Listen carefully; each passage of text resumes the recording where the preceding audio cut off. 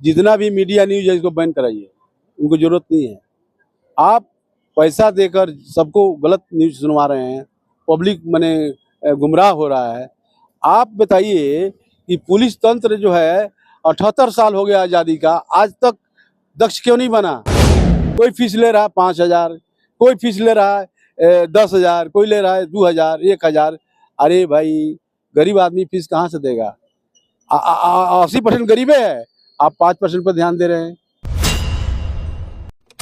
जोहार, नमस्कार। आप देख रहे हैं द आवाज न्यूज। और जिस तरीके से हमारा राज्य अब 25 वर्ष का हो गया है, 25 वर्ष का युवा झारखंड हो गया है, उसी तरीके से हमारा देश भी आजादी के इतना वर्ष गुजर जाने के बावजूद भी आज हम लोग कहाँ पर है, विकास कहाँ पर है, शिक्षा कहाँ पर है, स्वास्थ्य व्यवस्था कहाँ पर है, इसको लेकर के कभी भी कोई भी बात नहीं करते हैं। कोई राजनीतिक पार्टी भी इन मुद्दों पे बातचीत नहीं करती है। समय के साथ हम लोग जितना आगे बढ़ते चले जा रहे हैं, अगर देखा जाए तो हम लोग उतने ही ज्यादा पीछे भी चले जा रहे हैं, क्योंकि हम लोग धार्मिक मुद्दों पे जितना सुनना पसंद करते हैं, जितना नेता बोलना पसंद करते हैं, जो धरातल पर जो मुद्दे चल रहे हैं, चाहे वो स्वास्थ्य व्यवस्था हो, शिक्षा व्यवस्था हो, चाहे रोजगार की मुद्दा हो, इसको लेकर के कभी भी कोई बात नहीं करते। आज से आजादी के समय में भी यही मुद्दे चल रहे थे कि रोड, नाली, बिजली, पानी।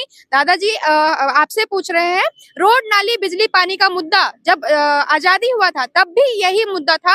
आज भी जो राजनीतिक पार्टियां हैं इन्हीं मुद्दों को लेकर के राजनीति करती हैं। किस तरीके से देखते हैं इस तरीके का जो भ्रष्टाचार इतना चरम पे पहुंच गया है, हमारा हर व्यवस्था इतना पीछे पहुंच गया है, इसको लेकर के क्या बोलेंगे हमारे?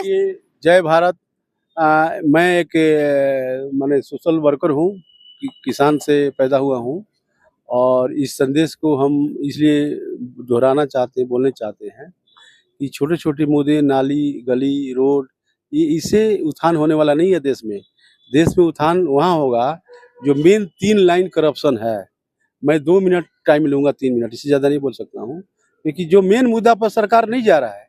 सरकार आपको ध्यान भटकाने के लिए कोई बम ब्लास्ट करा देता है, कोई कुछ करा देता है, कोई दूसरा इंसिडेंट करा देता है, कोई आरक्षण लगा देता है, कोई 10,000 रुपया बांटने लगता है। ये आपका जनता का जो 80% गरीब गाँवों में है, आज शहरों में जो 20% गरीब है, जो 25% अमीर है पूरे भारत में, तो 100% क्यों नहीं है भाई? जितना मॉल 5 करोड़ हिंदुस्तान में बना है, रियल एस्टेट बना है, प्राइवेट जितना मॉल बना है, प्राइवेट जितना बिजनेस हुआ है, जितने बढ़े हैं, वो पैसा 25% वाले हुए हैं। तो हिंदुस्तान के सारे जनता जो अन्न जो है गांव में ग्रामीण जो उगाता है, उससे पूरा दुनिया में अन्न जा रहा है। 100% में दे रहा है बेचारा, किसी 25% को नहीं दे रहा है। लेकिन ये 25% के जनता आज़ादी के बाद कैसे ये अरबपति हो गए, खरबपति हो गए, अब बाकी 75-80% जनता वहीं वहीं खड़ा है। क्या इसमें मोदी जी का या हर एक राज्य के चीफ मिनिस्टर का उस पर ध्यान नहीं है? आप ध्यान करिए, और करना ही पड़ेगा, नहीं तो देश का गरीबी खत्म हुआ आज़ादी में, अनाज खत्म हुआ, उसी रास्ते पर खड़े हैं। हमको मंदिर बना देते हैं, कोई जाति बाती में बोल देते हैं, कोई हिंदू है, कोई मुस्लिम है, कोई सिख है, कोई ईसाई है। अरे भाई, एक ही जाति है, ब्लड सबका एक ही है। वो जाति जो है हम अपना कोई जाति बना लेते हैं, लिख देते हैं, कोई आधार नहीं है, आधार के मतलब नहीं है। आप एक नियम बढ़िया बनाइए, जैसे टाटा स्टील का नियम है, ये कलम भी नहीं खरीद सकता है कोई एम्प्लॉई। जब बोर्ड ऑफ डायरेक्टर सब बनाइए, पूरा दुनिया का एक नियम बनाइए, संविधान में संशोधन करना वो भी करिए। जरूरी नहीं कि जो पहले कर दिया वही पक्का है, हो सकता है उसमें होल हो। आप संविधान में 100% जनता का भलाई 100% कैसे होगा, उसके अनुसार संविधान का चेंज करिए, बदलिए। और दूसरा है कि इंसिडेंट होने के बाद पुलिस पहुंच रही है।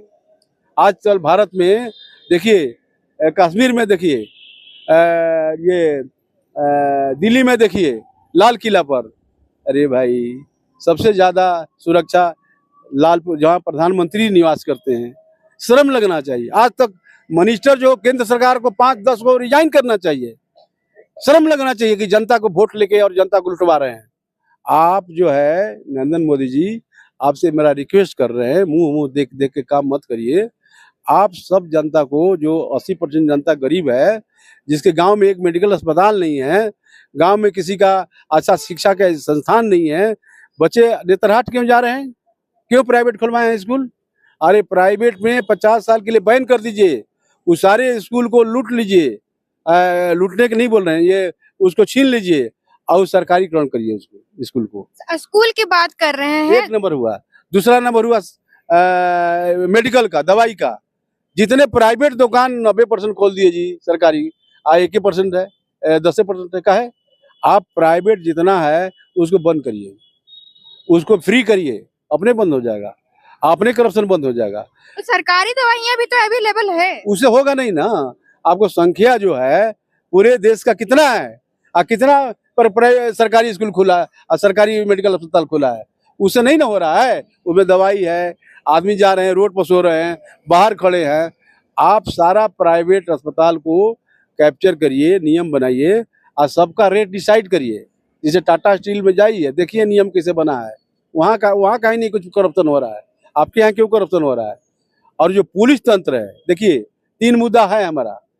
पुलिस को दक्ष बनाइए, इफिशिएंट बनाइए।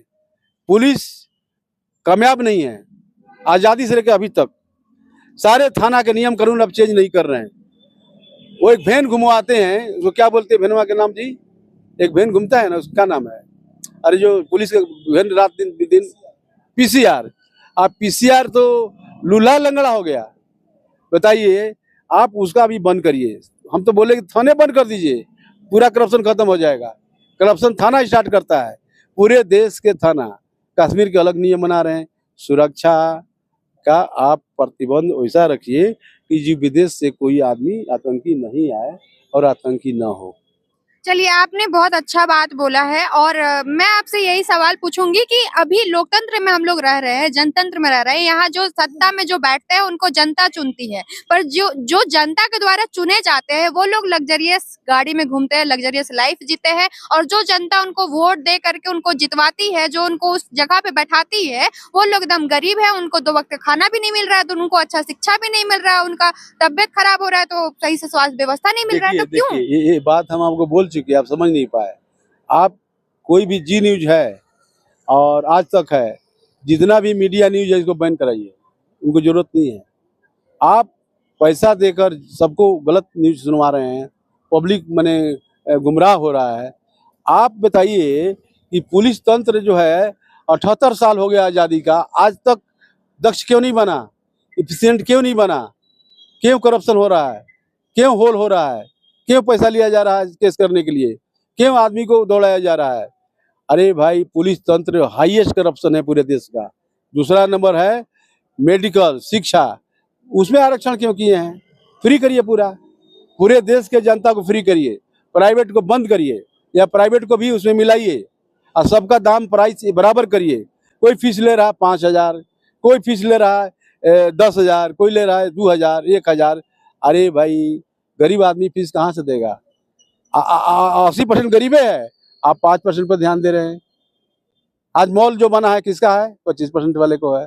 अब 75% जनता आज भी वहीं पर है। तो आप शिक्षा और मेडिकल जितना है इसको आप ठीक करिए और दक्ष बनाइए, इसमें होल बंद करिए, चोरी चमारी बंद करिए, आप फ्री करिए। तीनों, पुलिसो फ्री करिए, मेडिकल भी फ्री करिए और शिक्षा भी फ्री करिए, पूरे देश को फ्री करिए। कोई जाति पाति नहीं है।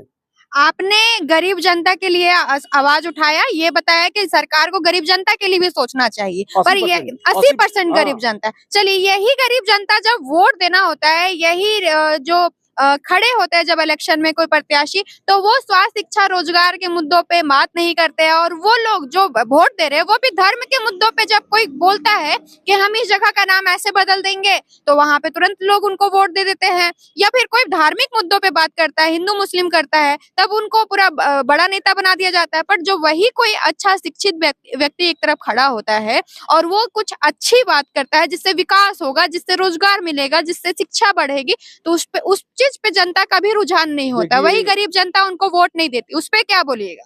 देखिए, ये जो डीएम है ना, डिस्ट्रिक्ट मजिस्ट्रेट बोलते हैं और कहीं कहीं डिस्ट्रिक्ट कलेक्टर बोलते हैं। डीएम है ना, एक गांव में जाता है, डीएम जाता है गांव में, उसको गांव में पोस्टिंग करना चाहिए, उसको ऑफिस खोलना चाहिए। डीएम जो है 80% गाँव में रहे। बता रही हूँ आपको, शहर में हवा नहीं खाए एसी में, और उनका एसी बंद करना है। क्या मतलब है? एक तो उनको सेवक बनाया गया है ना।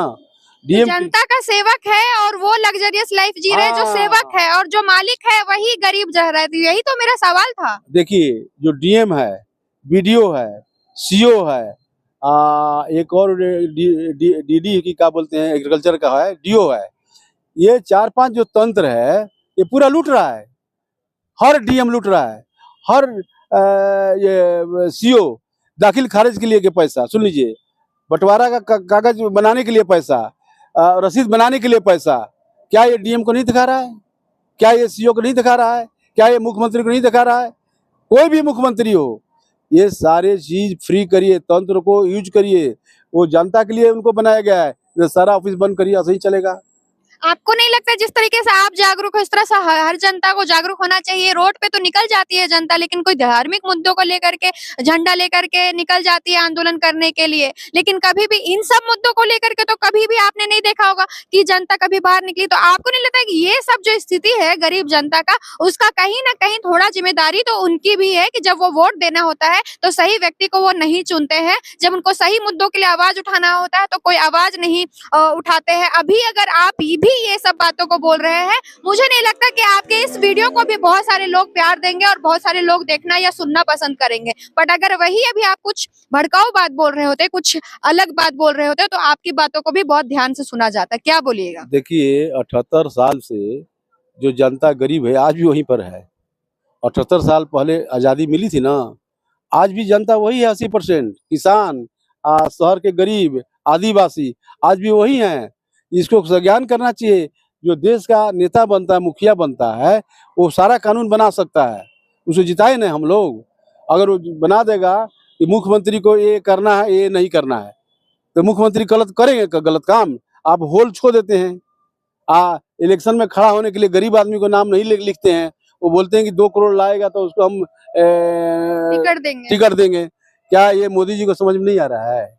ये क्या कर रहे हैं आप?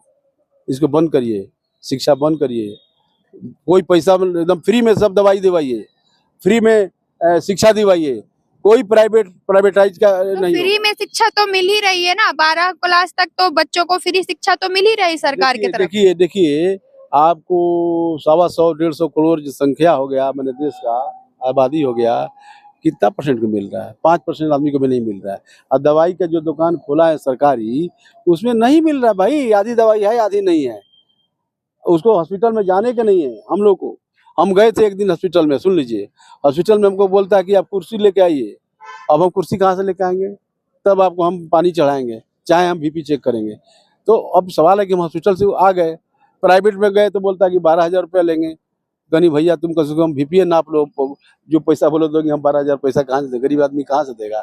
तो ये सब चीज हो रहा है, प्रधानमंत्री देख रहे हैं। कई घंटों तक लाइन लगा करके पेशेंट हॉस्पिटल में लगे रहते हैं, बहुत सीरियस भी रहते हैं, उनका नंबर आते आते तब तक उनका जान निकल जाता है। अरे भाई, ये प्रधानमंत्री होल क्यों छोड़े हैं? ये होल के कहानी बंद कर रहे हैं। ये बंद करिए ना, प्राइवेट काहे के दुकान सैंक्शन लागू कर मत करिए। अब देखिए कैसे एफिशिएंट हो जाएगा सरकारी स्कूल। प्राइवेट अगर बैन हो जाएगा, प्राइवेट ट्यूशन बैन हो जाएगा, प्राइवेट पढ़ाना बंद हो जाएगा, तो क्या शिक्षा नहीं मिलेगा? वो सारे प्राइवेट के स्कूल है, दुकान है, वो सब सरकारीकरण करिए। बट 90% शिक्षा जो है वो निर्भर है प्राइवेट पे ही। अरे उसको सरकारी करिए, अब फ्री करिए। फिर वो शिक्षा, वही लेवल का शिक्षा क्या सरकारी में मिलता है? आपको जब प्राइवेट को बंद कर दीजिएगा, बैन कर दीजिएगा, आज सबका नियम लगा दीजिएगा कि भाई इतना से ज़्यादा फीस नहीं लगेगा, जो महंगाई भत्ता है उसके हिसाब से, इससे ज़्यादा आपको फीस नहीं दिया जाएगा, आपको नाम भी एडमिशन रोक नहीं सकते हैं, आप पढ़ाई भी ठीक से करेंगे, वो सबका नियम एक कर देना भैया, बराबर हो जाएगा। आरक्षण क्या बात है? कुछ नहीं। अगर हॉस्टल दीजिए, जिसको जरूरत है उसको दीजिए, जिसको जरूरत नहीं है मत दीजिए। कोई भी देखिए, बाहर का जो भी विदेश है, देश है, बहुत सारे देश में शिक्षा फ्री है, एजुकेशन फ्री है। मैं आपको नाम बता दूंगा, शिक्षा फ्री है, एजुकेशन फ्री है। पुलिस तंत्र तो इतना एफिशिएंट है कि अगर यूरिन पास करिएगा तो अगर 5,000 फाइन हो जाएगा, गंदगी फैलाइएगा तो हो जाएगा। तो ये सब चीज जो है ना, प्रधानमंत्री जब 5 साल के लिए बनते हैं, इनको केंद्र सरकार क्यों पाल के रखे हैं, क्यों लूल्हा लंगड़ा बना के रखे हैं? वो सबको नियम कानून बनाए हैं कि भैया शिक्षा नंबर 1 पर है, और मेडिकल नंबर 1 पर है, और पुलिस तंत्र नंबर 1। ये 2 पर मत करिए। ये तीनों संस्थान जो है नंबर 1 प्रायोरिटी पर है देश के जनता के लिए। और तीनों का उपयोग 80% जनता करता है। 25% जो अरबपति है वो तो इलाज कराता है माने अमेरिका में, जापान में, वो बेचारा कहाँ है कराएगा, काहे कराएगा। तो इसके ऊपर संज्ञान करिए। मैं प्रधानमंत्री से आज देश के सारे मुख्यमंत्रियों से रिक्वेस्ट कर रहे हैं, कोई भी केंद्र कोई भी राज्य अलग से नहीं है, मैं सभी के लिए आह्वान कर रहा हूँ कि आप ये 3 तंत्र को ठीक करिए, बाकी जरूरत नहीं है, नौकरी अपने मिल जाएगा।